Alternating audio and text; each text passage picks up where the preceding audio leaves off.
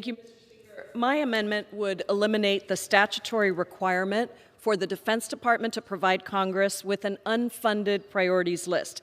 This is a wish list of items that DoD would like to have, but are not necessary to carry out its duties.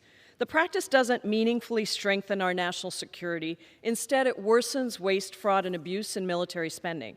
These wish lists are packed with billions of dollars of superfluous line items, this year totaling more than $24 billion, on top of the $773 billion requested by the White House. But don't just take my word for it.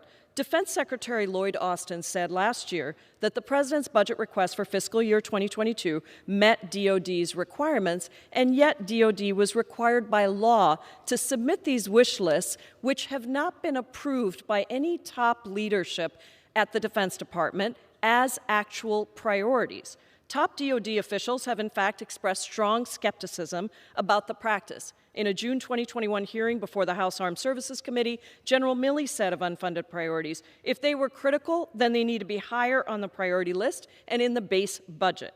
In April, Undersecretary McCord testified before the Budget Committee that I sit on that the unfunded priorities list should not, and this is a quote, should not be confused with saying that the budget is not adequate. In fact, he went on to describe to me the problem with what happens when different people within the Defense Department who are overseeing their own units submit something and just say it's a priority when overall defense leadership has not had the opportunity to prioritize actually and to even look into whether those things are priorities or not. Former Defense Secretary Robert Gates all but banned the list, strongly discouraging his generals from submitting these lists to Congress during his tenure.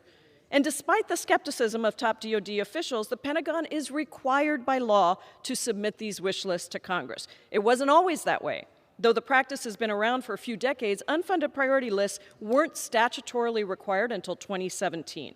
So all my amendment does is to make this process optional again. The mandate only exists to serve the interests of defense contractors eager to grow their profits by selling flashy equipment.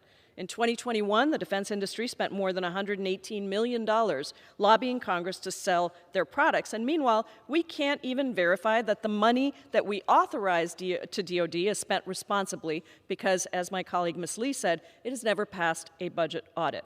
The most recent audit found a Navy warehouse full of $126 million of aircraft parts that was not listed anywhere in the records. We don't need to encourage this irresponsible spending by requiring DoD to give us a wish list, but most importantly, we should actually pay attention to the priorities of the top leadership of the Defense Department, which the unfunded priorities list does not do. I urge my colleagues to vote yes on this amendment. I reserve the balance of my time.